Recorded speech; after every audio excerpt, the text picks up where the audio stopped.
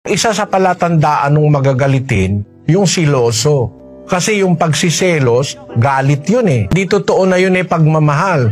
Basahin natin yung Kawikaan 6:34.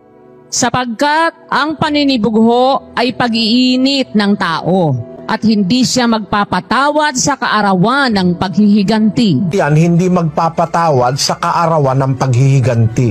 Darating ang araw, gagawang kanya ng mas masakit pa o mas malala pa. Yung paninibugho, hindi yun pag-ibig, gaya ng sabi ng iba, hindi.